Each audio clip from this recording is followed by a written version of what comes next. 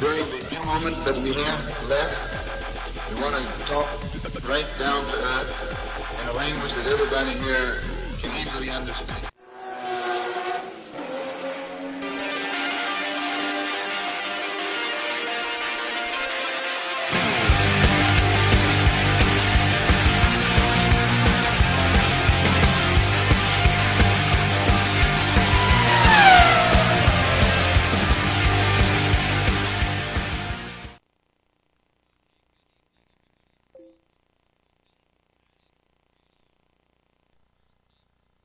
Presentation of our usual weekly podcast for you keeping score at home. This is the 148th episode. Sean joining you as I do every week, except for 2. And with me, my usual partners in crime, Mike Weitzel. Say hello to the world, Mike. Good evening, everyone. Coming to you live from a series of tubes in Columbus, Ohio. Interesting. And joining us, we have our photog and hey, we need this done guy, and our Mazda Road to Indy editor, Doug Patterson. Doug, welcome to the live interwebs. We are finally here. Woo! I know, it's absolutely crazy. So we would like to thank everybody for joining us. This being Open Paddock Radio, powered by ETV Live, the leader in sim racing broadcasting. We'd like to give a special thanks to our producers, John Westling and JD Webb, who are in my ear, not in anybody else's ear, and they're also in the chat channel. So if you're listening to this, go ahead and join the chat channel. You don't have to register at all. And you just put in your little nickname and we'll talk and have interaction throughout the show. Just to give a little basic rundown, who we are, well, it's easy. We're Open Paddock and we bring you your IndyCar, IZOD IndyCar Series news and results, as well as your Mazda Road to Indy. But that's not everything that we cover, because we cover also a little bit of the WRC, a little bit of Rally America, a little bit of Global Rallycross, Formula One, you name it. We like to talk about it in our Motorsports in Brief. That's the way the show's going to go, is we're going to lead off with our Motorsports in Brief, followed by our IZOD IndyCar Series results and news, and then we'll hand over the show, reluctantly, to Doug Patterson for our Mazda Road to Indy segment, as he has all of your Star Mazda and Firestone Indy Lights results from this weekend at Edmonton. So, again, we like to say thank you to everybody who's listening. Tell your friends. We hope to make it a damn good show like we do every week, only this time you don't have to wait for me to put it all together. You can listen to it live. There will be a podcast that is available via our Apple iTunes feed, as well as an RSS feed that you can get over at openpaddock.net, or you can just download the show right off of openpaddock.net. So, you know, lots of ways to get a hold of us, one way or the other. But yeah, there it is. So, boys, welcome to the live interwebs, I say again. So, Mike, how about you tell us a little bit about yourself real quick, just in case people don't really know who you guys are. We'll go, Mike, give a little bit about yourself, what you like, and then Doug, we'll ask you for maybe a sentence. 30 nanoseconds, right? Nice. Maybe. Yeah. Pico. Mike Weitzel. I am from Columbus, Ohio. I am a huge IndyCar fan and also follow some other obscure stuff. Like this weekend, I was in Evansville, Indiana, just north at Hobstadt, Tri-State Speedway, watching the USAC sprint cars. Well, interesting. And also for those, sorry, well, Mike is the most eligible. Well, no, he's not really our most eligible bachelor on the show. But he does like long walks on the beach, and for you to tell him nice things, that makes him feel good. So, but Doug, how about you, again, you have 30 nanoseconds, so be brief with it, or I will fire you and we'll X off Firestone Indy Lights. I'll give you Star Mazda, but we'll X off Firestone Indy Lights. So, go. Well, I'm Doug Patterson. My real job, my day job, I teach astronomy and physics at Johnson County Community College. They're in a suburb just south of Kansas City. When I'm not doing that, I'm doing research at Fundamental Technologies, looking at space weather data. And when I'm not doing that, I'm taking photos of race cars and enjoying every last minute of it. I help my wife run our photography business, Patterson Prints. And then when I'm not doing that, well, I'm hoping to be racing my little Focus.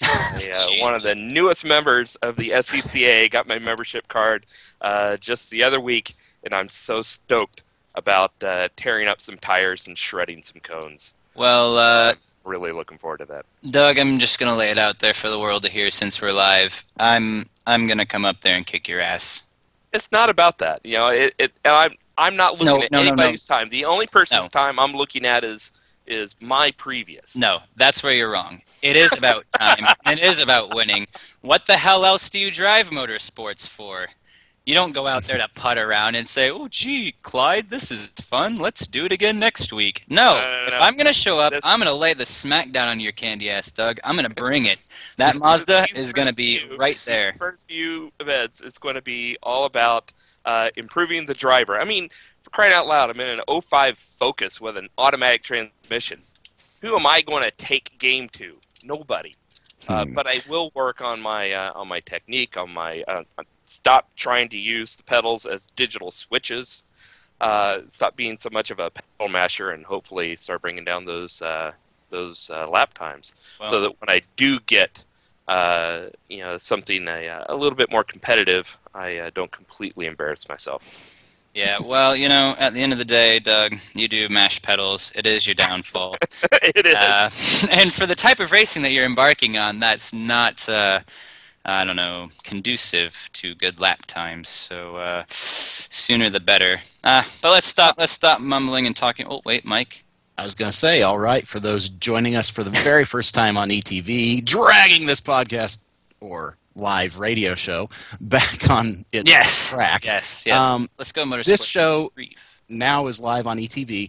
Yeah. However, it's also available through podcasts. You can hit up our website at openpaddock.net and check it out. We're available through iTunes. You can get the RSS feed for the podcast if you're not joined at the hip with iTunes. And then beyond that, you can also download individual episodes or stream the episodes at our website. So if you're not able to hit the ETV feed, we do have other options. And that takes us to Motorsports in Brief. Yes. Before we do this, before we go into the ELMS, which is the first topic actually, the European Le Mans Series, let's give a huge, massive shout-out to a personal friend to OpenPaddock.net and a friend that I had the privilege of speaking with today, albeit through text messages. A big congratulations to Martin Plowman, who actually took the LMP2 win. Oh, I saw that at Mosport, right? Yes, it was. Yeah, I saw that. I was stoked. Yes, it's absolutely huge win for him. He beat a much bigger team with level 5. Sorry, I had to spit that out. In the 055 car, huge battle. I mean, if you got a chance to watch the race, there was a yellow period with about 5 minutes left in the race. Well, it's about 10. It was between 5 and 10 minute mark. You know how it is with endurance racing. You don't ever know what the hell lap they're on. It's just the minutes. And all I know was I was sitting in my chair and I was biting my nails because Martin had the lead. He had a pretty big lead too. And then the full course yellow came out, and the level 5 guys actually, they got right back up onto Martin's transmission. And wow, what a huge! I mean, he absolutely had massive moves. I mean, massive moves out on the track. I mean, it was absolutely unbelievable, honestly. The way he passed literally 5 cars in 2 corners. And we're talking P1s. He was going around the HPD Muscle Milk and the Dyson cars. So, I mean, it was unbelievable. He won the race by having the 05. Well, he won the race because he was awesome, but the 055 car then collected a penalty for trying to pass Martin in a really kind of sketch area down the front straightaway. He went into the pit out, which is actually bad. They were told not to do that in the pre-race drivers meeting. Therefore, the 055 was penalized. A drive-through, I think it was a stop-and-hold 20-second penalty for that move, which then clinched the win for Martin Plowman. And it was absolutely fantastic to see a friend of mine who I've talked to, through the off season, with him through all the battles he's had with, with the IndyCar when he was there, trying to get the sponsorship, and we've documented it on the site through our podcast, having him on there, and it was just really gratifying for me to see him win, and I was really proud of him, and that, I mean, at the end of the day, huge congratulations to Martin from us here at Paddock. And just keep it up, man. So, yeah, absolutely. So, I mean, for them to beat a team like Level 5 is massive, because that team, he told me that team's budget is bigger than Roger Penske's in IndyCar. And that's saying something. And that's an LMP2. It shows that Conquest sounds like they made the right decision going to ALMS when they were reluctant to field an IndyCar team. Reluctant, unable, I don't know what the which it was, but it sounds like they made a very good choice to go to ALMS. They're having good success over there. Yeah, it's been really fun to watch them compete, and they've been right there with Level 5 for a lot of the season, and finally able to go one up on them and get that top step in LMP2. And I do believe that put them in the, I don't know if it was second or third overall. I forget. I'd have to pull up the results of the overall race. I mean, he was leading the overall race for a long time because the Muscle Milk had some issues. The Muscle Milk HPD had some issues in the middle of the race. So great job, Martin. It was a real honor to talk to you today, and real awesome. So keep up the great work. Now on to the European Le Mans Series, Mike. Yes, and everybody in the chat room's having a good old time talking about it. If you heard a giant flushing sound coming out of Europe this past week, that would have been the end of the European Le Mans Series. They had been circling the bowl for most of the season. They had already had a race canceled this season, extremely low competitor turnout, as low as 14 competitors. I mean, just really bad stuff going on. They have canceled Brno and Algarve for the end of the season, and have recommended that those remaining European Le Mans Series teams compete at Petit Le Mans, because that offers spots for Le Mans next year. You know, I'm happy to see more competitors coming to Petit, but not like this. This is not the way that I really wanted to see it. Well, you never want to see a series fold, honestly. Well, no, and what does this do to Le Mans next year? I mean, you still have the WEC though, and that's where most of these entries have went. They've decided to compete the WEC instead of competing in the ELMS. So it's not that they're doing both, and the WEC is kind of gravy on top. It's well, kind of like with the ALMS, where people have chosen, like Audi, have chosen not to participate here and just focus on the international WEC. That's a shame. Yeah, but in the end, it kind of makes sense. If you've got multiple Le Mans Series championships, you've got ELMS, you've got ALMS, and you've got the LMS in the Asian Reboot's third time trial, which I hear they added India or Indonesia or something like that this week. Potentially, those are two very different places. Potentially until it gets canceled. Breaking news across the wire: Pyongyang, while allowing Disney movies back into the country, has decided to pick up the slack for the Asian Le Mans series. Oh, great! Nice. All great girls will report to Kim Jong-un as soon as their daily duties are finished. Yeah, there you go. It's good. Bring him a good new to be iPod. the dictator. Yes, bring him a new iPod. So yeah, you hate to see this with the European Le Mans Series. Yeah, good for Petit Le Mans, but Petit Le Mans should be a World Endurance Championship round anyway. Absolutely. But I think they're holding out. I think that the World Endurance Championship wants to get around at Austin. Yeah, we shall see. So. Well, you're absolutely right that the FIA completely, as Jeremy put it, deuced on Petit. Yeah, it absolutely sucks. Yes.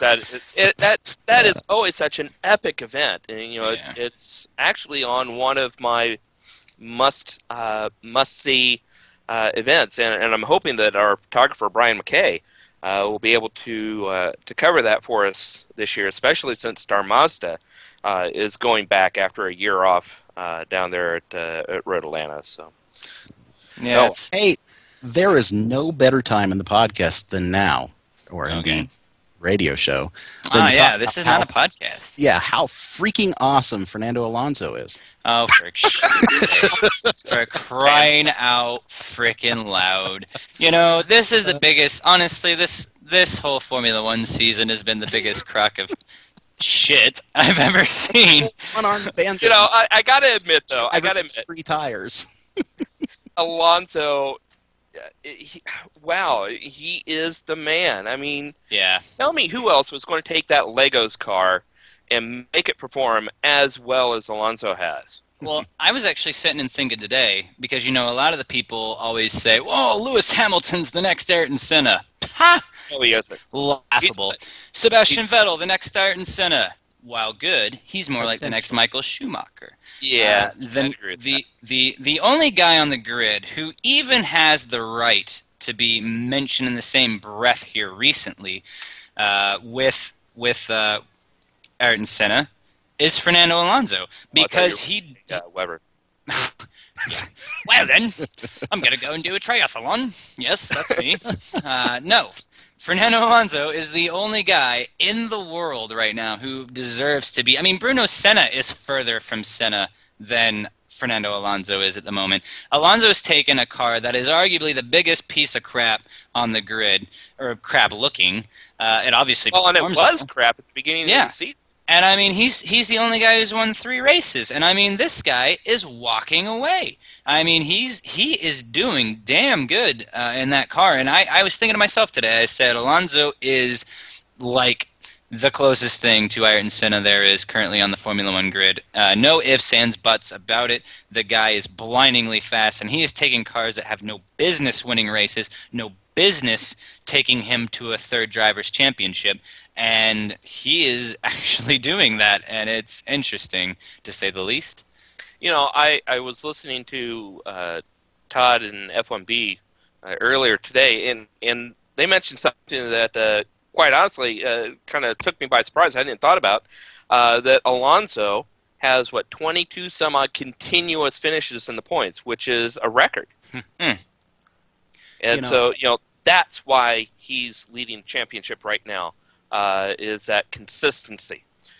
Everybody else, you know, they'll get a win, but then they'll suck. Vettel, Weber, Hamilton.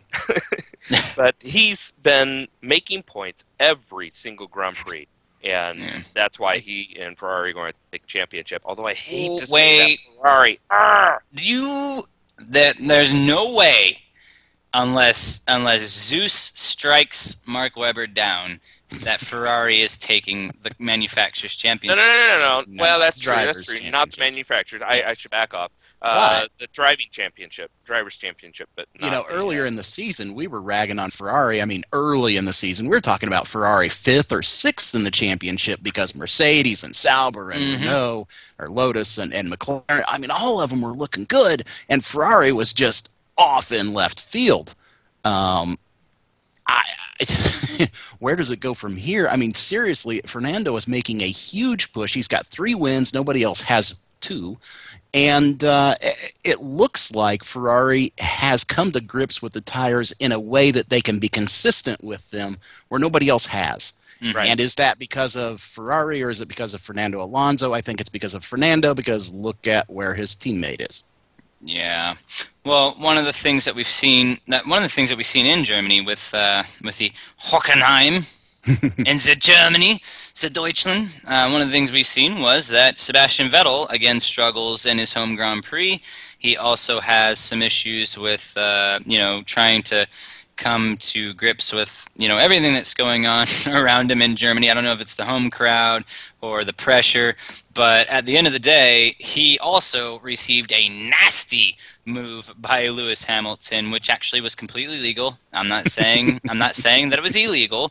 Granted, I hate Lewis Hamilton because actually, well, I'll get to that after this. But yeah, he made a great move, a great pass on one Mr.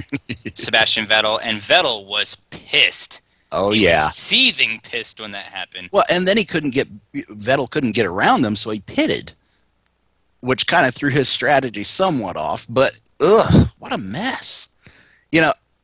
Just like you said, though, Sean, completely legal. Hamilton was trying to unlap himself in the event that a safety car came out, but it never did. Yeah. Well, and then it really had to burn his ass when he would then subsequently retire.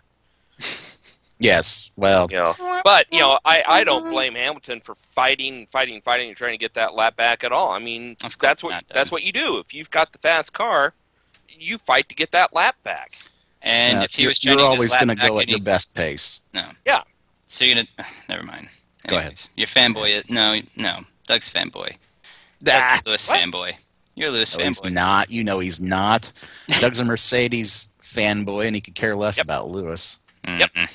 I like Lewis. I think he's exciting to watch. He's a little inconsistent, yes, but I wouldn't call myself a fanboy by any stretch. Well, can I tell you one thing? Nobody. Am I going to be able to stop you? No. I think so. Nobody. At the end of the day. And this is my fanboyisms. At the end of the day, nobody cares who won the race. I don't care that Alonso won because Michael Schumacher set fastest lap of the race. Yes! Yeah, that got him how many points? 0. All right. It's called street cred. So no, but let's just look at the results as we move on. Fernando Alonso finishing first in the Ferrari. Jenson Button, resurgent Jenson Button, fantastic run for Jenson Button after the shit luck he's had here lately. He finished second, and Kimi Räikkönen third after the demotion of Sebastian Vettel with that 20-second penalty. Yeah, he was going to finish second. However, he tried to pass Jensen on the outside of one of them there corners, and he did so with all 4 wheels off the track. He tried to explain. He mumbled it away. I wanted to make sure that he had enough room in the blah blah blah. No, here's the situation. Jensen gave you plenty of room if you could hold that corner, but you came in too hot, and you ended up with 4 wheels off. Mm-hmm. I agree. That's yeah, and if this had happened earlier in the race, he could have said, "Yeah, give the position back," and no harm, no foul. But at the end of the race like that, there was no time, and he knew he had 4 wheels off. He could have himself said, "I need to give that position back." He didn't. Yeah. Take the drive-through or the drive-through equivalent time penalty. Yeah. Well, I mean, there's also something else though. With the results of the race that we haven't mentioned, that needs to be mentioned, seriously. Kamui Kobayashi P4, Sergio Perez P6 in the Sauber Ferraris. Wow. How awesome is that? Vettel splits them with his penalty. Schumacher on the backside of Perez, so to speak, and not figuratively or literally mounting him, as was the case earlier. But it was, in fact, Kobayashi almost on the podium. My boy Kamui, so close. And Sergio Perez putting in a great race at P6, trying to show Ferrari that Massa's no good for the team and that he wants to drive with the prancing horse. So fantastic work. Really a piss-poor result for Mark Webber, P8 at the end of the day. Really tough coming off that Silverstone event. So it's been interesting. The Formula One season has so far this year, and it's actually. Oh, go ahead. Carrying on how interesting it is, Ferrari jumped up another spot in the Constructors' Championship, I believe, over McLaren. They did. This weekend. So they're now second with 177 points, almost all on the back of Alonso, and Red Bull Renault is at 230 ahead of them. McLaren is at 160 behind them, and Lotus Renault is at 159. So Kimi's nipping at your heels, the Iceman. The Iceman cometh, and he brings vodka because he's a champion. So and the gorilla where's suit. my vermouth and olives? Don't forget the gorilla suit. Exactly. Yes. Nice. That's what I should do. This Halloween, I should come with a gorilla suit and see if anyone can, and a bottle of vodka, and see if anyone can guess who I am. Nice. Yes. Well, they could and say a flat brim hat. They could say Kimi. Yeah, you need the flat bill hat because if you just bring vodka, they might think you're me. No. if you bring the flat bill hat, then they'll know, and it has to say Nice. Lotus on it. Yeah, just mumble everything. Exactly. Kimi, I thought your car was very good today, but it is okay. I'm sick and tired of talking to you. I don't give a shit. I want to go drink vodka, play on my yacht. It's like, really? So, but the Drivers' Championship looks like this. Fernando Alonso walking away. 34 points now, clear of Mark Webber in second. Sebastian Vettel is third at the moment, 110 points. He's slipping, boys. He needs to get in there because, you know, we're about halfway through the season, and Alonso and those Ferraris are definitely not showing any at least Alonso's Ferrari's not showing much weakness at all. Let's be clear. Alonso is not showing any weakness. My fault. Kimi Räikkönen fourth at 98 points, Hamilton fifth at 92, and Nico Rosberg sixth. So they're slowly. It's really a I want to say it's 3 horses in this race. Obviously, there's still another half of the season to go. Something could happen at any time. I think that, you know, Alonso, though, obviously has shown that he is the car to beat. He is fantastic. And Mark Webber, I mean, yeah, consistency is the key. The guy isn't overly great at taking wins all the time, but he finishes decent. And it'll be interesting to see. I really want it to be an Alonso-Vettel finish. But we'll see what happens as it goes down to the wire. This season has proven anything but predictable. So let's talk about Red Bull, boys. We were just talking about how they're making that push. They've got a nice lead in the championship, but there's no action taken against Red Bull after the investigation. But there was some reports today on Autosport saying that they may be forced to change that mapping. Yeah, there may be moves by the FIA to say the engine mapping issue is they have some sort of throttle response that doesn't comply, it doesn't give a linear response of torque to the throttle position. Fairly interesting. They're doing that for an aerodynamic effect. They successfully argued to the stewards of the meeting this weekend that it was within the regulations, and by the letter of the regulations it is, but by the spirit it isn't. So the FIA may put out one of their bulletins, a la what they did to Renault, telling them their hockey puck in goo was illegal. And you never know what's going to happen here, but going into this weekend at the Hungaroring, it very well could be deemed illegal by the stewards there because it's up for question. And if the FIA tells us, puts out a bulletin that says, we think this is illegal, just like they did to the Renault mass damper, then the stewards of the meeting will most likely deem it illegal, and Red Bull will probably take it off before the weekend. May as well do it and avoid any further penalty, I say. Yeah, as long as the FIA comes out with a bulletin or something this week, which most likely is going to happen, but even if it doesn't, they may be shamed into doing it. Well, yeah. But for Hungary, we are... Shame on you, Adrian Newey. How dare you be a genius? Yeah, indeed. Going into the Hungaroring this weekend, do you think we're going to have a decent race? I think that we will. And I'll say this. I'll say it because the tires are producing fantastic racing, regardless of the track, minus Bahrain, but nobody cares because everybody was worried about getting suicide bombed. So, racing was on the last, on the back burner for that one. But honestly, I think Hungaroring has a chance. Some people are going to be getting a little cagey trying to get some points, Vettel, and might make things interesting.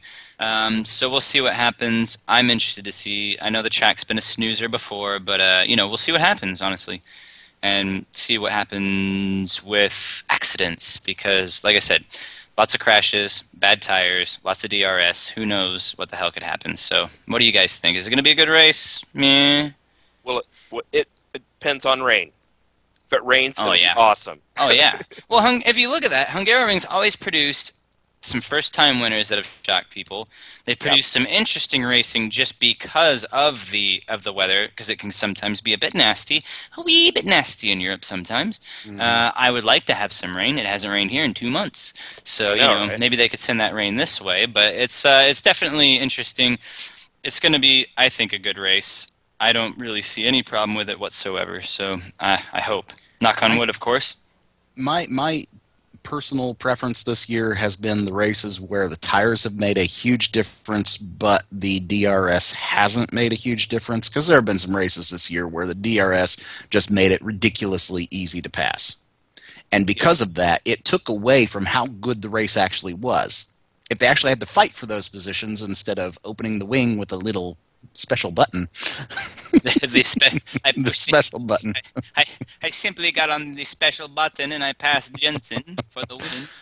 Nice. So they don't have a very long front stretch. So I'm thinking that's going to be a good race. Yeah, well, it's going to come down to tire management. You're absolutely right. Oh, indeed. So, indeed. who do you have? Yeah, let's talk about the picks. Well, I pulled the one-armed bandit this week and came up 3 tires for Alonso. Oh, wow. I don't get So, the reference. Yeah, slot machine. Oh, okay. I'm going to walk away. It's all gambling this year because it's just pull the driver out of the hat and that's who wins. Before you go on, we have to explain it because we're talking like we've done this show 1,000 times with that's true. We're listening, and we're going to talk about So this isn't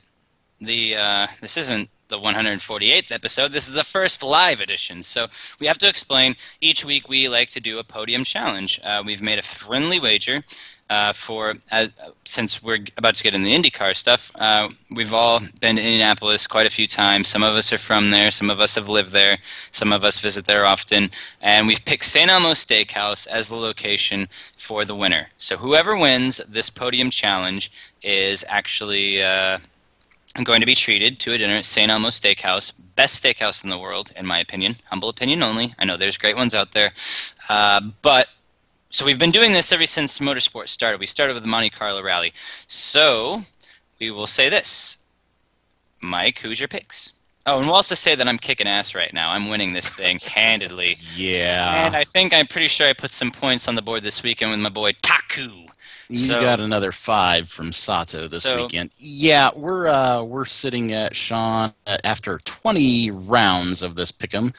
Sean is at a 204 points. Mike's at 144. Doug is at 107. So clearly Sean is leading this thing. Yes! But I'm ready to make my move. Yes! His overconfidence is his weakness. Never!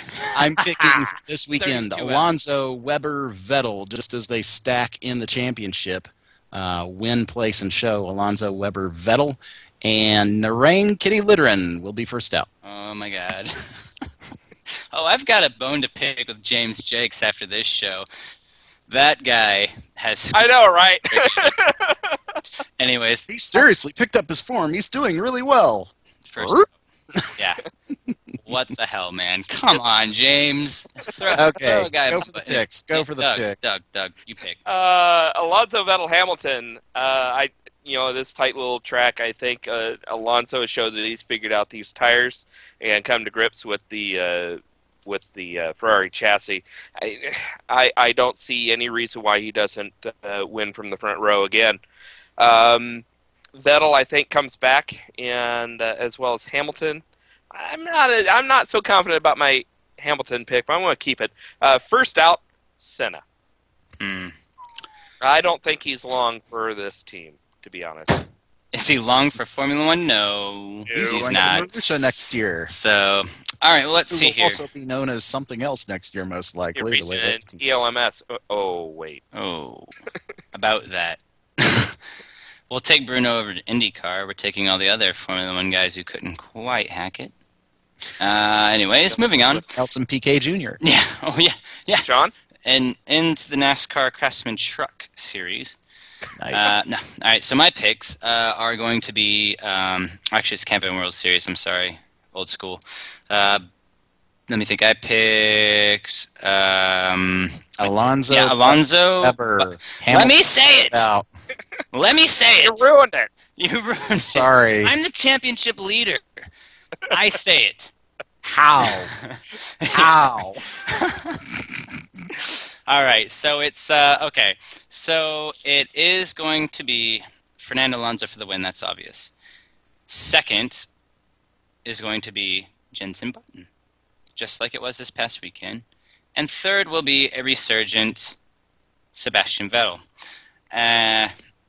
As far as first out, So I pretty much picked the podium from this last week, but I don't really have any reason not to change it, because I think they're the best drivers right now at the moment. But I will say that first out, I will change my first out, because I originally had told you Lewis.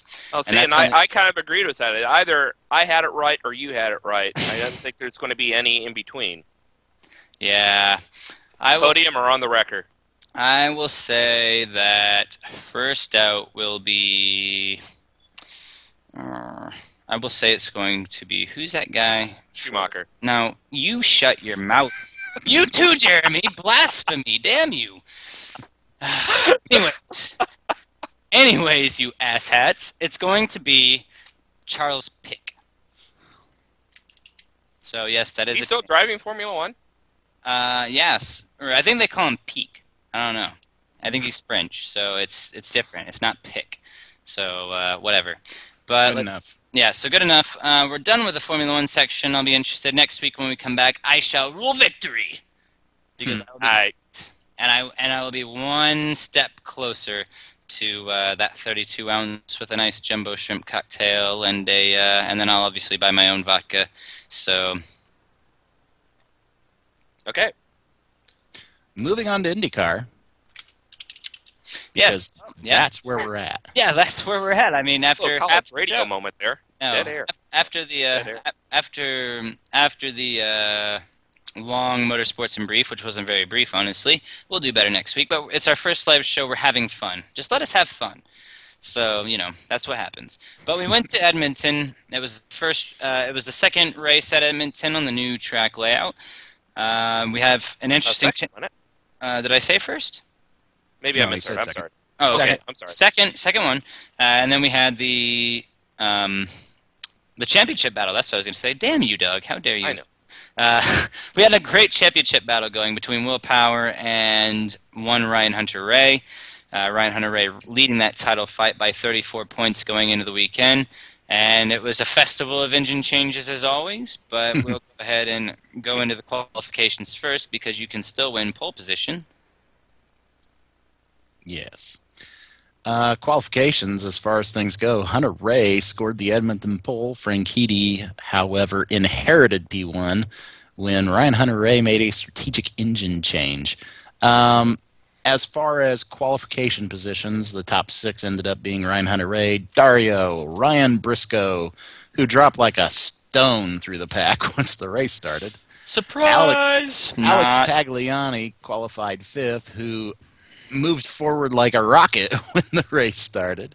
And then Elio qualified 6th, Will Power 7th. Those guys all shifted around in crazy fashion because Hunter-Reay, Power, and Servia all opted to go to the newest spec Chevy engine before the engine mileage was up, thereby incurring the 10 grid spot penalty. The reason being is the next couple of races they wanted to have a fresh engine going into Mid-Ohio. Yes, so that was actually a lot of what the teams are talking about was that, now would be the best time to do that engine change so that you don't suffer those penalties in tracks that have been notorious for low passing. Yeah. Was Tim Cindric's idea behind the whole entire thing. And I don't think anybody cares about the 10 grid spot penalty when it comes to Fontana at the end of the season, so expect every car to have a new engine. And it will be fun when we get to that live streaming radio cast because we will talk about who in their right mind could comprehend how these all get slotted in after fine. Oh, yeah. Does qualifying even matter at Fontana? No, exactly. That's exactly my point. That's why they don't care. Everybody will have a new engine at Fontana because it doesn't matter. Yeah. But the engine changes here preceding Edmonton. I think it is the right strategy because you can actually pass at Edmonton. It didn't used to be the case, right? But with the new layout, and well, as we saw past couple of years, especially this year, you can, and it had some really fantastic racing. Mid-Ohio, you can pass, but man, it's tough. qualifying spot really matters, and a 10 grid spot penalty at Mid-Ohio is going to be much more devastating than it would be at Edmonton. But then again, look at what Willpower did at Long Beach. If you can pass at Long Beach, you can pass anywhere this year. Yeah. Or you can be Graham Rahal and just send somebody into the tire barriers at Long Beach. Anyways. So, yeah, also engine penalties. Scott Dixon put in his 6th engine for this race after engine failure last week. Simona also went to her 6th engine, but who cares because it was a Lotus. I was going to say, did it matter? No. She probably would have had better life if she took the engine out of her road car and put it in. Yeah, I think so. Probably would have been faster. I got a phone call. They wanted me to sacrifice my car because it was faster than the Lotus. Indeed. My Boxer would do pretty well in there. Pull it out of the Subaru and throw it in. Yeah, right. Anyway. Still, the head gasket goes. Well, actually, the head gasket is doing that right now. I was saying that. Yeah, I know that. Funny you should mention that. That's been an issue with those engines. But anyway. Anyway, moving on to the race. Yeah, the start of the race was fairly interesting because Dario Franchitti, who led them to the flag, was able to hold on to his initial starting spot until they got to turn 1 on the start of the second lap, when oh jeez, brain, where did my help me out? Who passed him? Dang it, Tagliani. Oh yes, yes, gentlemen. Duh. Tagliani went ahead and pulled ahead of him. He had already passed Ryan Briscoe on the first lap, which wasn't hard, seeing as how Ryan was in 5th after the first lap, starting from 2nd. It was in reverse. Yeah, reverse, and looking auspicious in his Penske colors once again. What a great start, and really a great run until, the last handful of laps for tags. Yeah, I mean, most laps, I think, yes? He certainly led the most laps. He led everything up into, I think he led everything up into the last pit stop exchange. Elio came in and pitted before everybody on that last pit stop exchange, mainly because they wanted to stay out ahead of Ryan Hunter-Ray, who pitted around them. So they went ahead and pitted early, and it seemed to be the best strategy because he got out there and got those tires warmed up and was able to stay ahead of everybody after they came in pit. And, Tagliani, though, he got out there right behind him, but then proceeded to bleed positions. They put on scuff reds. Yeah. And they just didn't have the grip and pace of the cars around him, and he just kind of drifted backward. Yeah, that was something that was mentioned from qualifying this weekend, that several of the teams were able to save 2 fresh sets of reds through qualifying, and Tagliani was not. Yeah. So. And, that's the difference in the race right there. Indeed. I mean, if he was able to save those reds, he would have been able to win this thing. Maybe win, maybe not, but definitely would have been a podium. Yeah. Interesting box score on this one. I really enjoyed the flag-to-flag no yellows. It was fairly interesting because IndyCar, you think if there's no yellows, your eyeballs are going to be bleeding from the sheer boredom, because that's kind of how it's been in the past. At Edmonton, if you recall, we had a race that had 1 caution, and it didn't affect the results in any way, and it was really bad. Whereas this one, man, it was fun to watch. You could see the strategies playing out. It had hints of an F1 race, somewhat, because you just saw those strategies play out. You saw them come in. The pit strategies really mattered. Nobody was saving fuel to short pit and da because it didn't matter. And it made for an exciting race, and it made proper racing, all out, go to it. No holds barred type of just going after it. And you're right, it was fantastic.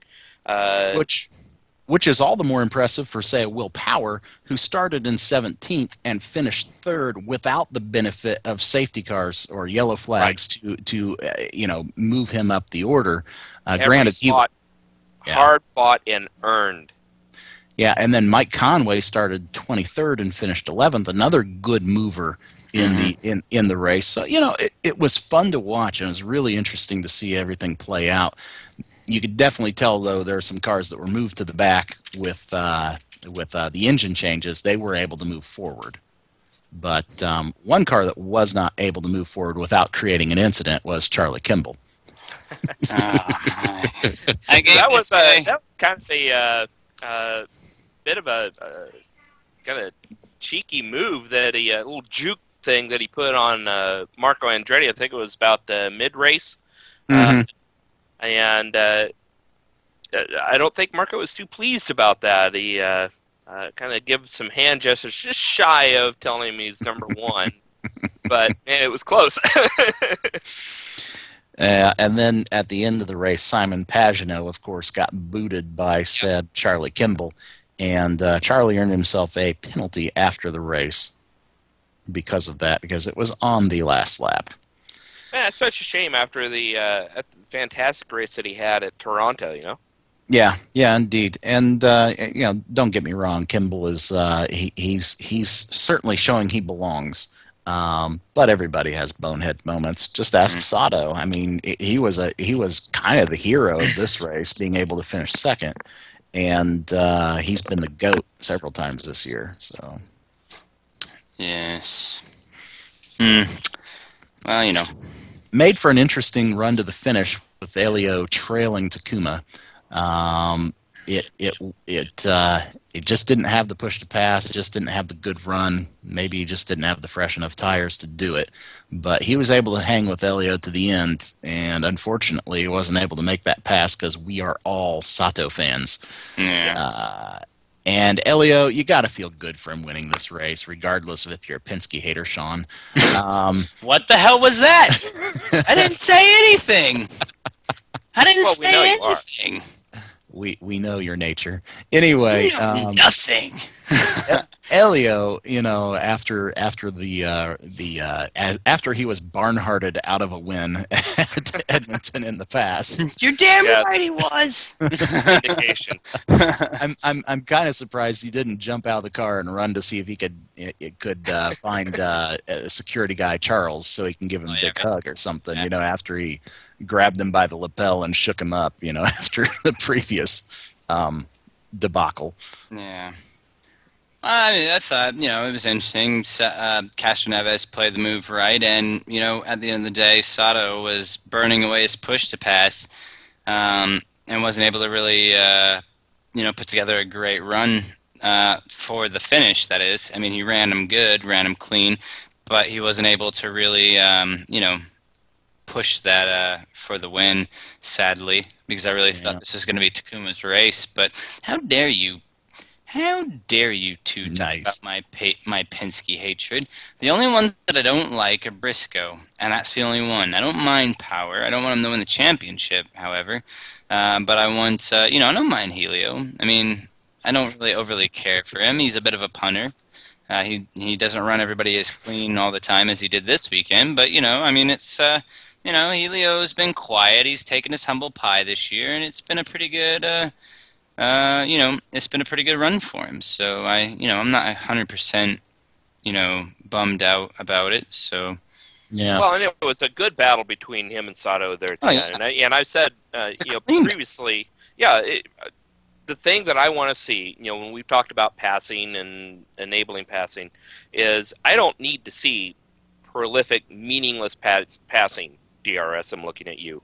I want to see a good, hard-fought battle between two excellent race car drivers, and that's what we got. We did not get a pass for position, but we got a great battle where Sato kept closing in, and then it was off of turn 13 that Sato just couldn't get it done. He couldn't get it hooked up. If you watched him exit turn 13, that last hairpin, the back end of his car kept stepping out. He couldn't lap after lap, yeah. couldn't get that power down, and he would always be a little loose coming off that corner.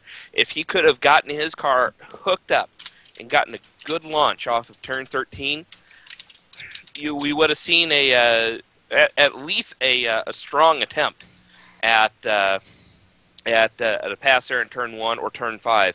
But as it was, he just never got that run that he needed. And with Elio having a few more seconds, about a dozen more seconds of the push to pass, so the extra boost, that was it. You know, it was relegated to P2. But great job by Taku to, I won't say be satisfied, because that's not the right way to put it. But to recognize that P2 was better than the Indy result being in the wall. Flaming heap. Yes. So, yeah, I do have to make a comment on what you said, Doug. We want to see fulfilling, hard-fought passing, and luckily, the current push-to-pass in IndyCar allows that, because it's pretty much pointless. Yeah. It adds just enough to give you that chance. It does. It's not like the DRS, which is, bam, you're past them. Yeah. You know, and I'm fine if IndyCar leaves the push-to-pass as weak and gimped as it is, because we really don't need gimmicks in IndyCar. We have enough, you know. We've got the funny-looking cars, and we got the... well, anyway. So, moving forward, if we want to talk about race... Well, we've already talked about race results. Let's talk about the standings, because now Elio Castroneves has moved into second in the championship. Ryan Hunter-Reay is first at 362. Elio has moved up to second at 339, just 3 points ahead of his teammate Will Power in third. And Scott Dixon moves further adrift in fourth at 301. Dixon had some issues this weekend. He had some software issues on his car and lost fire, and boy, it was bad. He just dropped through the pack. Ended up finishing okay, but certainly could have done better. Well, he certainly could have done worse, too. You know, when he started to have those hiccups, I thought, man, here it is. Yeah. You know, I was expecting a handful of laps later, we're going to see him off the side of the road with a safety car coming out to gather up the field so the Hamaltra crew could go out and collect him. I guess whatever it was got fixed. I don't know. Maybe maybe one of the engineers got on the radio. Did you try turning it off and turning it back on again? I don't remember. I thought I heard it was like a steering wheel issue or something. I can't remember what I had heard. Somebody on the chat room could probably fill us in. But anyway, he ended up being able to finish 10th, which is respectable, and he didn't lose that brand new engine. Yeah. Hopefully they'll be able to keep that going into the next race. As far as things go, though, the standings pretty much nothing else really to comment on. Well, yeah. Yeah. So that moves us into the next topic. Since we're talking about engines going pop, why don't we talk about Lotus? Yeah, let's talk about it. Well, they really haven't had a lot of failures. They've just, well... Really? I think they've had one big one. It's been one giant failure, right? They haven't had... they've replaced a lot of engines, but it's been because of development, although they haven't really gained much ground, have they? No. Nah. Well, this is one of the things that I talked about. I was actually, if you believe this, I know that I haven't mentioned this yet, but and I kind of feel like I cheated a bit. Kind of like adultery almost. But I was on another podcast last night. Oh, I know. But I was honored because Kent Mueller from Racing Mania asked me. Well, actually asked a lot of people in email, but then I was like one of two people who responded, and so I got to be on his show. I got to be on his podcast at racingmania101.wordpress.com. Go there and give it a check out. More. What do you call it? More IndyCar blogs, the better. That's what I was trying to say. So. How many buckets? No comment on how many. So then we had So I was on that show and we were talking about this Lotus thing, because that's what we're getting into. Was that Marshall Pruitt released an article on speedtv.com talking about the Lotus exit strategy as it was, or exiting at the end of 2012. Basically, he talked to a few people. Nobody really came out of the cards and said, yes, this is precisely what's happening. But unfortunately, and I hate to say it because Marshall's been doing fantastic work here as of late, Marshall put on the impression that they were done at the end of 2012, and nobody really said one way or the other if they were done or not. I mean, you know, when you read through the article, nothing was concretely said, we are leaving the Azad IndyCar Series at the end of 2012. There's not. Well, anyone would be surprised if they are. No, he pretty much put a string of facts together that makes you think, why would they even bother? Well, you know, and that's the thing, is we've thought about that all year. I mean, we've thought since Indy, when HVM was the only car left holding on, you know, to the Lotus banner, we thought, you know, sure, you know, this has got to be the end. But when you think about it, at the end of the day, I mean, it's one of the things that I said on his show last week, was that they, or not last week, last night, Christ, one of the things, day? Yeah, tell me about it. They have, you know, one of the things that we talked about was that, you know, Toyota, when they came into Champ Car, was not that fantastic. If you read Marshall's absolutely brilliant 6 parts, or I think it was 5 or 6 parts on Jeff Krosnoff, who, you know, with all of the Toronto stuff that came up, fantastic series of articles. One of the things that you picked up in there was that Toyota really had a lot of issues with the power that they were putting out. They weren't as fast. They were always towards the back of the field, barely making any ground. Now, they weren't Lotus bad, but they weren't that great.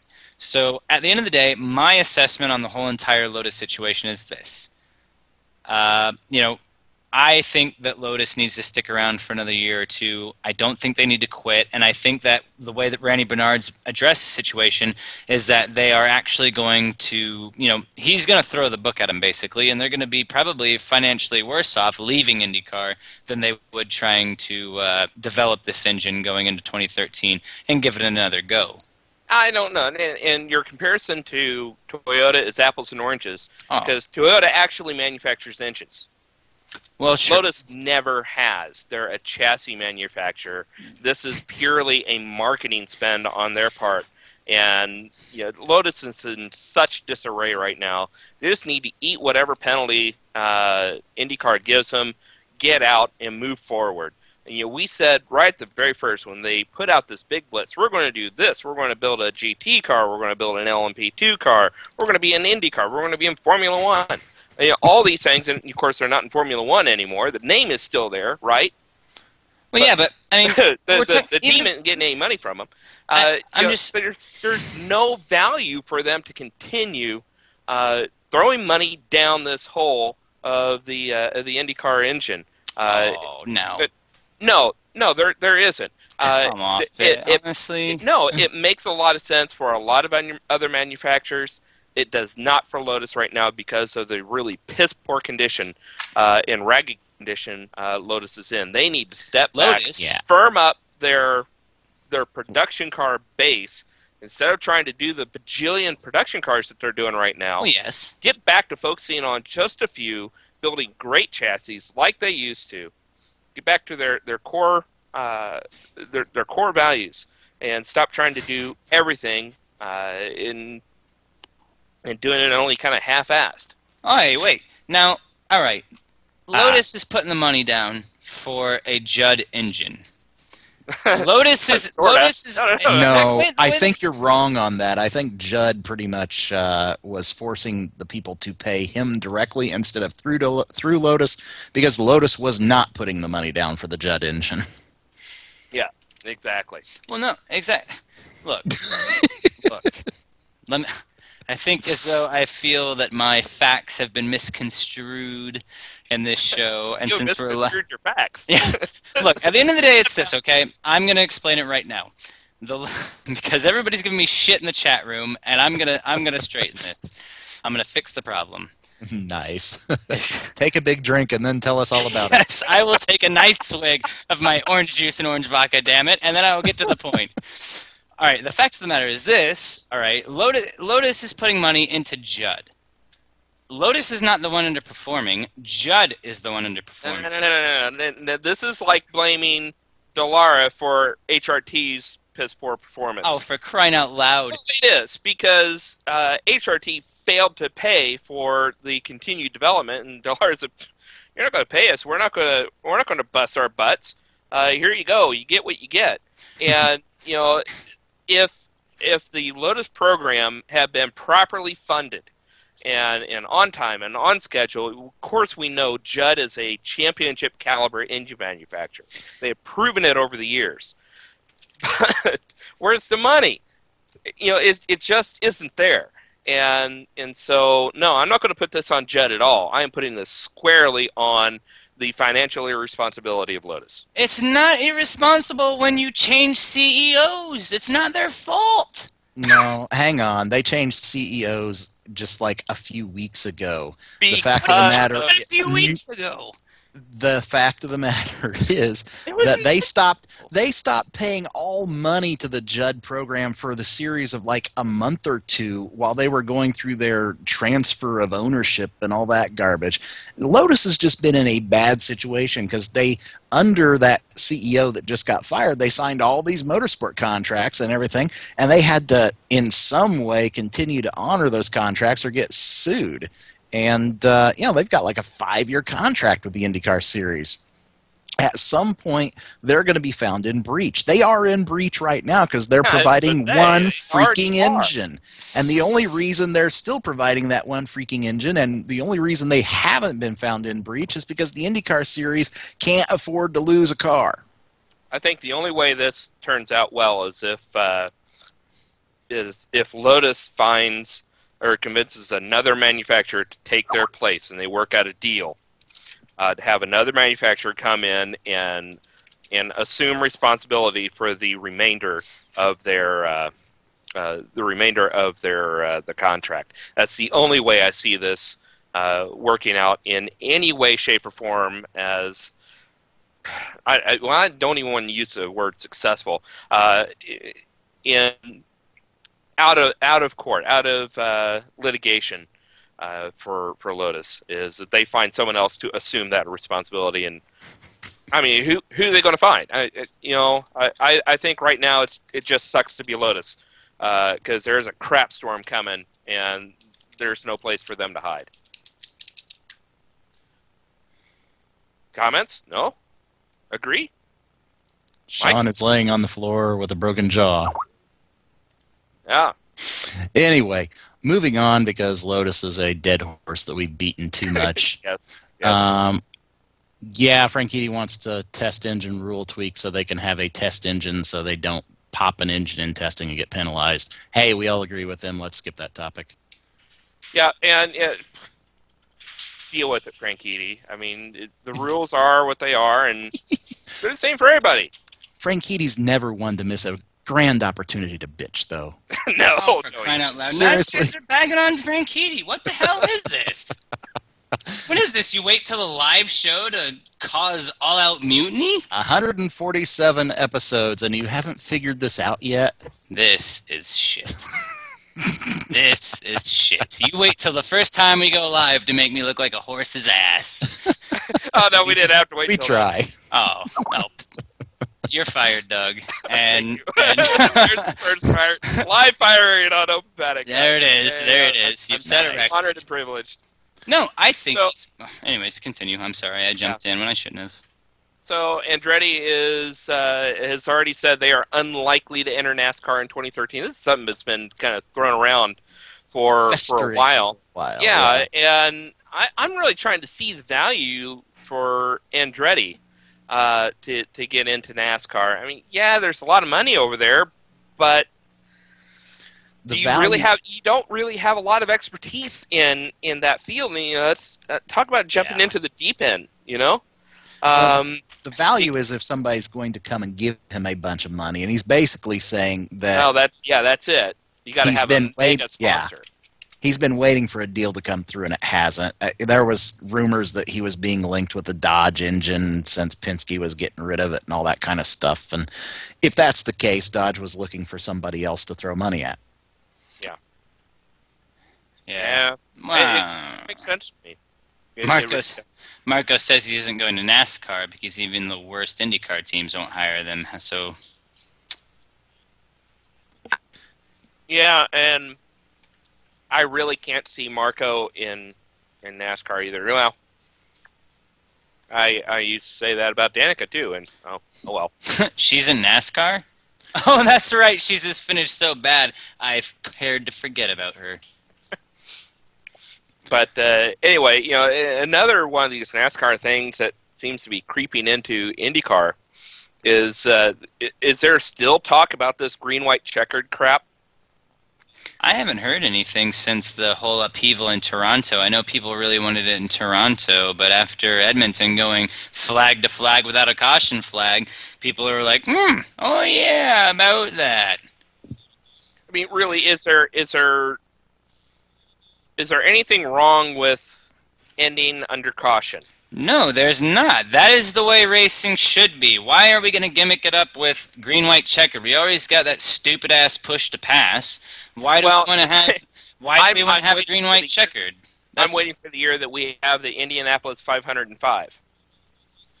What? If we go to the green-white checkered. Yeah, and that's what I'm afraid of, is that this green-white checker rule would alter the it would alter the length of the races, right? Well, I mean, let's face it.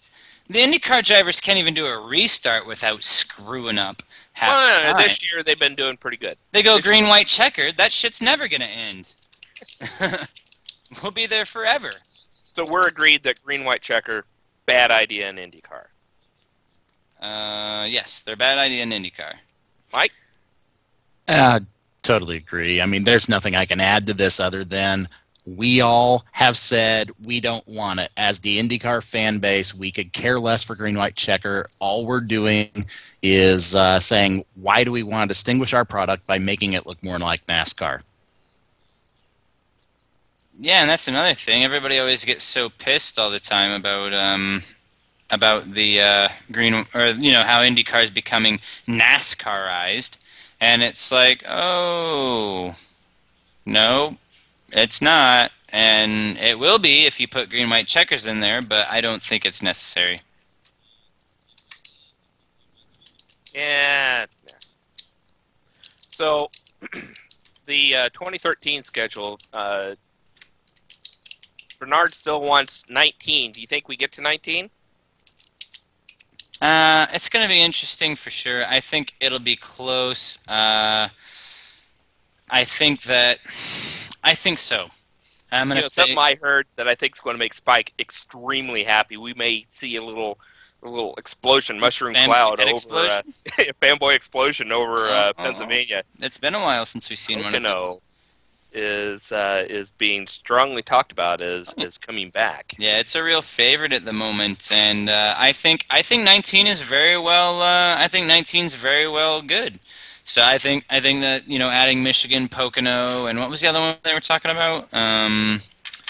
Michigan, Pocono, and there was one. Those are two strong ones. Yeah, those are the biggest ones. I've heard other names kind of thrown around, bandied about. I know Road America, it doesn't look like it's on the books for 2013.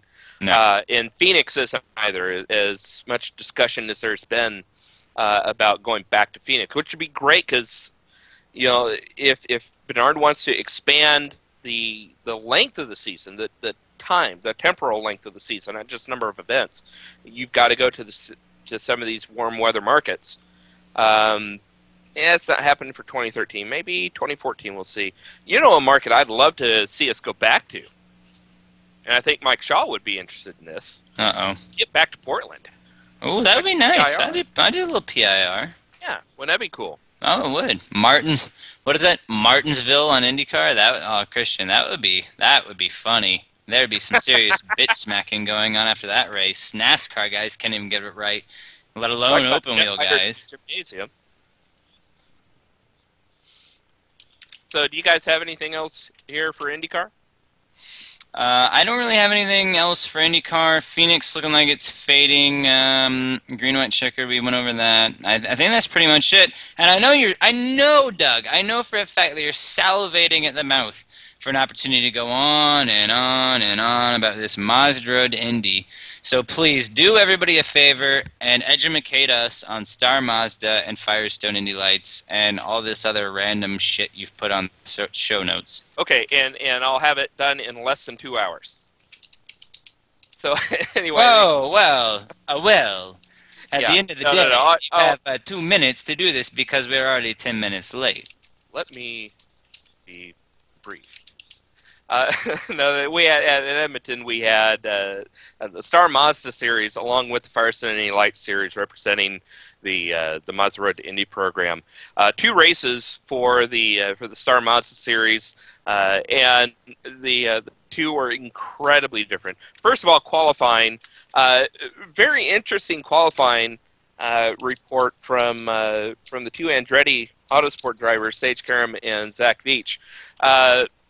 Sage had said we were running 2nd and 6th yesterday, but one of the virtues of being an Andretti driver is access to advice from guys like James Hinchcliffe. We spent half an hour with him last night, and now we're 1 and 2.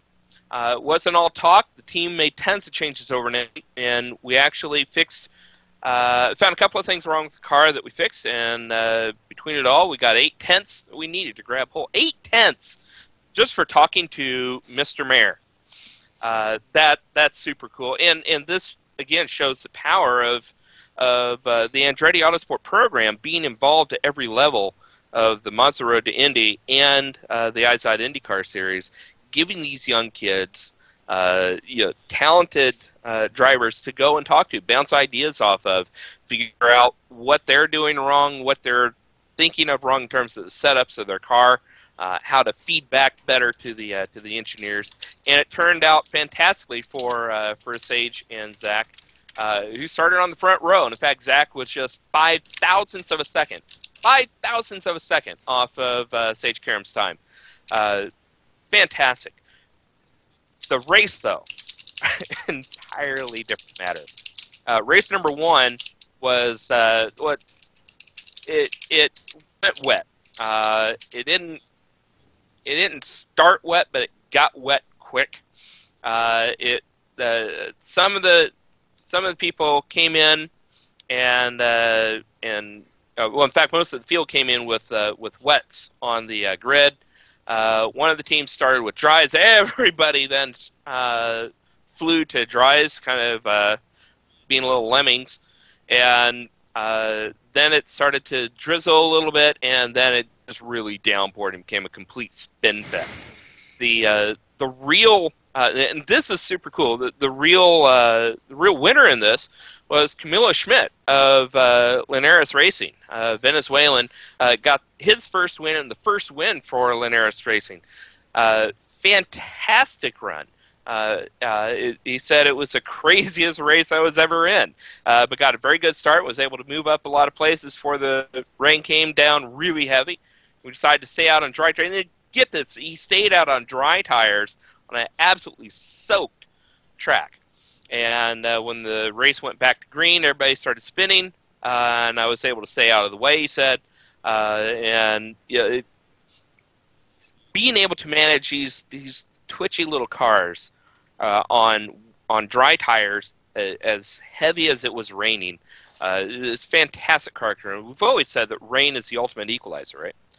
And Linares Racing, they're there every week, but they're not the best funded team.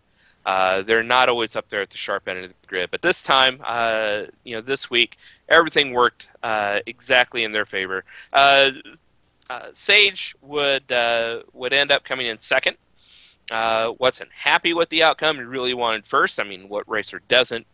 But after pitting, he rejoined 10th and charged his way back up to second. So kind of like his just absolutely epic Toronto effort. And I was very happy to hear you mention that video last week of him charging from last to third. I mean, if you want to see a clinic on passing, go to YouTube Mm-hmm. and see that that video. It's absolutely amazing. Oh, it was a good video. So anyway, he gets Sage gets a decent start for race 2 because they start the race of race 2. The qualifying is based on the fast lap of race 1. So we had to start P4, but Jack Hawksworth, Team Pelfrey's star driver, he got to start from pole, having set fast lap in race 1, and just like he seems to do every single time, whenever he's on pole, he wins from pole, and has just stretched out his lead. Sage Karam would finish second, again advancing up from fourth. Gabby Chavez for JDC Motorsport turned in yet again another nice, solid performance. 2 podium finishes, P3 in both races, and finds himself second in the championship. Hawksworth, even though he finished 7th in the first race, his win from pole in the second race gives him a commanding lead in the championship now. He's 49 points clear of Chavez, and that would be, 52 points clear of Sage Karam. Connor DeFilippi, who came to Edmonton second in the championship. In fact, I think he came to... But yeah, he would have been a very close second coming to Canada. Canada has not been kind to Mr. DeFilippi. In Toronto, he had a 7th and a 16th. And then here at Edmonton, he has a 6th and a 13th. He went from second to a distant 4th. Well back in his championship aspirations are done. These two Canadian rounds have squashed his hopes. Chavez, I don't know that he has anything for Hawksworth. I think the only real driving competition that Hawksworth has is Karam, and unless Karam starts stringing together some wins, I can see him placing maybe second in the championship, but it's going to be hard to overtake Hawksworth. The next round, like the Indy Lights, is at Trois-Rivières. Indy Lights will be the headliner there. It'll be the same weekend as Mid-Ohio. So, gentlemen, questions, comments about the Star Mazda? Nope. Well, then on to Indy Lights. The Indy Lights race was also interesting, and I'm really glad. I got to see this. I think it happened. The race took place on Saturday, but they showed it right before the IndyCar race on Sunday. I'm so happy to see these races shown so close to the IndyCar race, and also shown so close to the time they occur. With these junior formulas, sure, I want to see them live, but I'm okay seeing them a little bit tape delayed. I hate waiting all the way to Thursday, to see the replays. So it's really nice seeing them on Sunday. Got to watch my Firestone Indy Lights and then the IndyCars. Gustavo Jacobin really, really needed a solid performance this week if he had any shot of chasing down the championship leaders. He is coming off his second win of the year there at Toronto, but ended up P7. Just couldn't get it all strung together in Edmonton.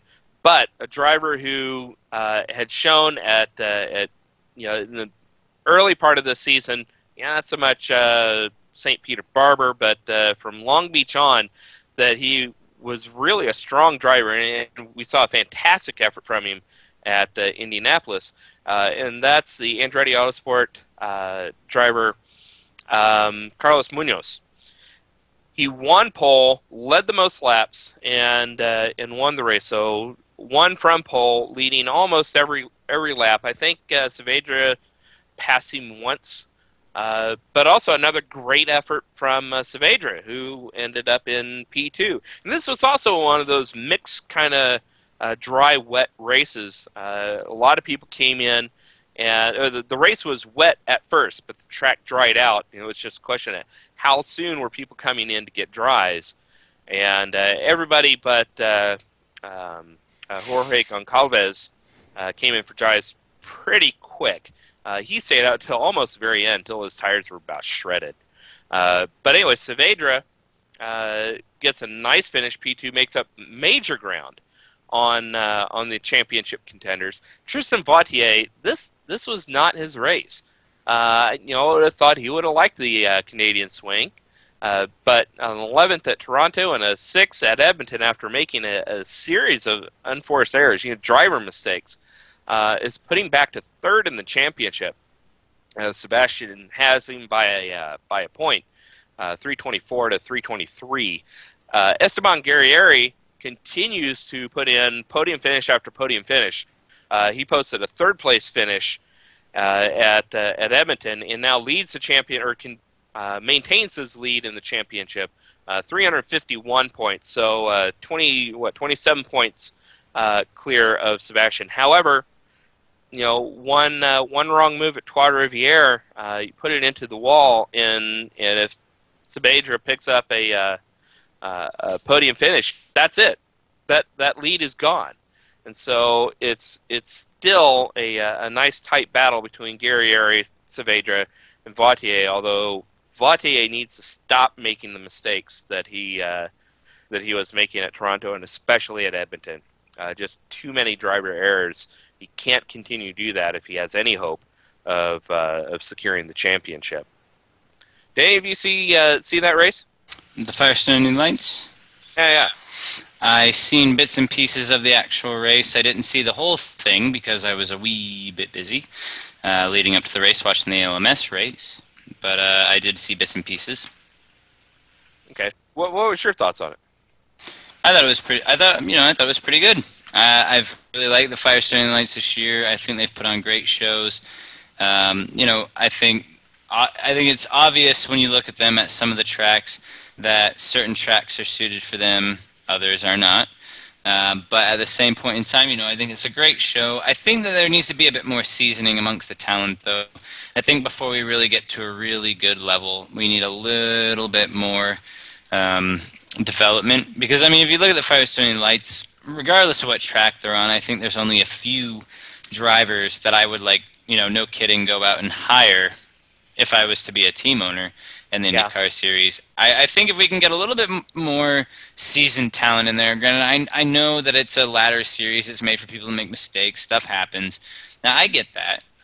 It's like Sam Schmidt says, this is where they learn.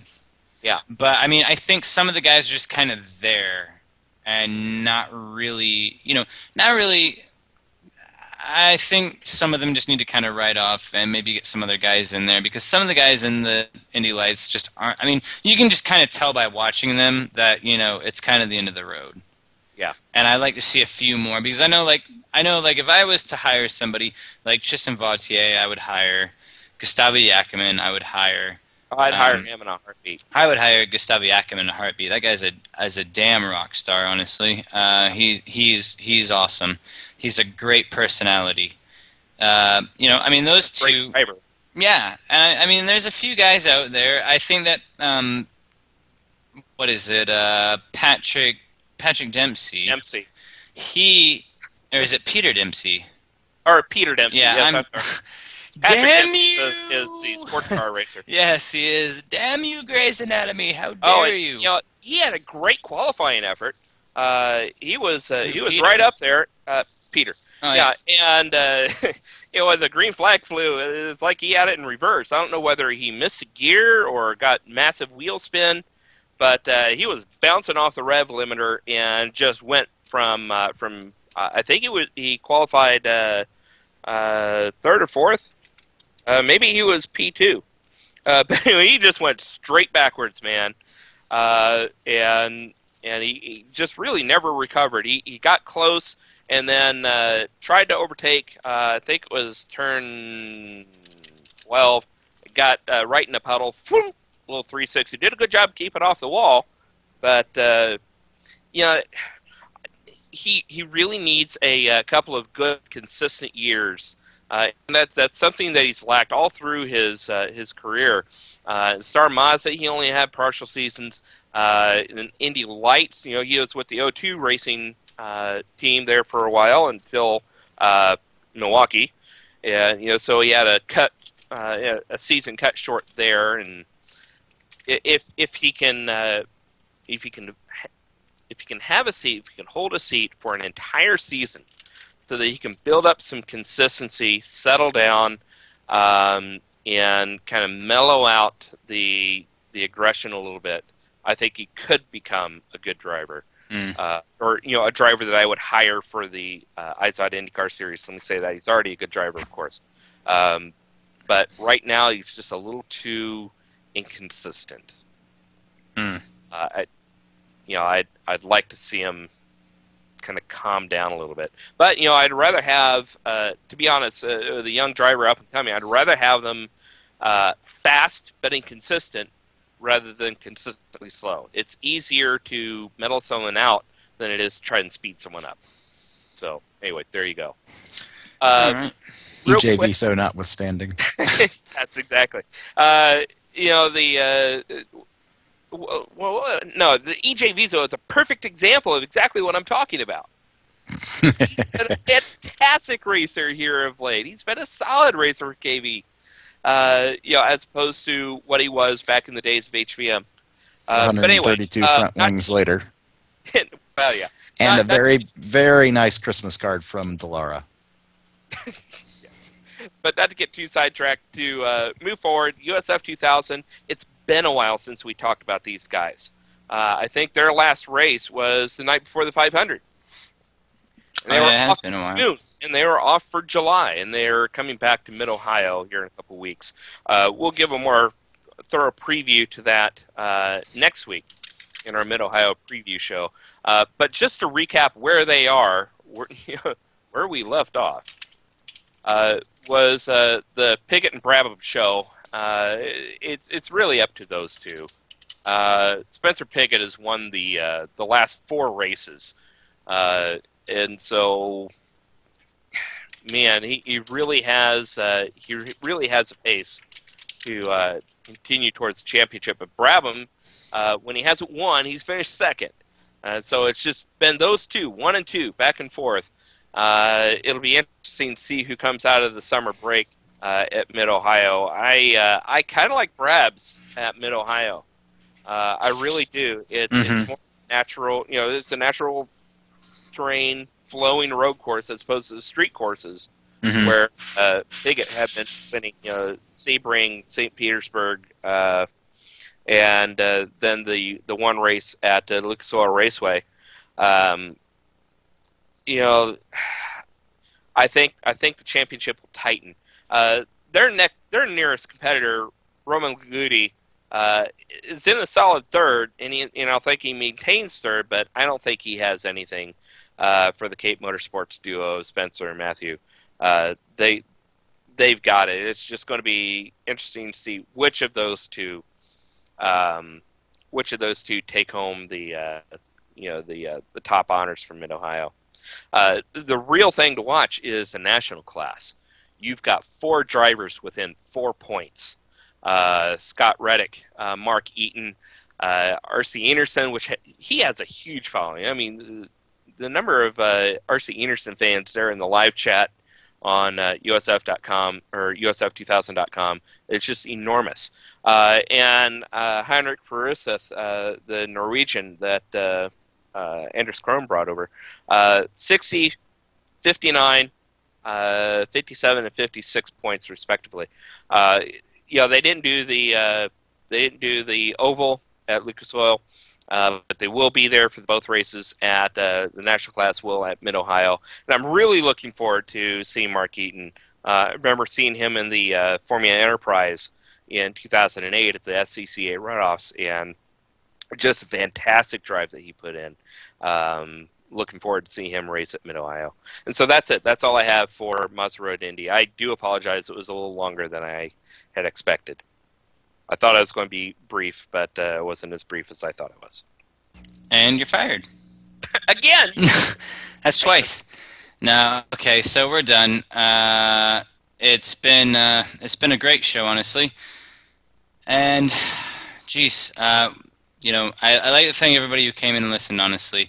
It was a great time, and it was a bit long, but it was the first time. We'll hammer that out. It'll be a lot quicker next time. So, and we haven't had Doug for Mazda Road Indy in like years, so we needed to get a good gouge. So, thanks everybody for listening. This has been an Open Paddock Radio production. Mike, say goodnight. Good night. Doug, say goodnight. Good night, everybody. All right. Thanks everybody. Have a great night.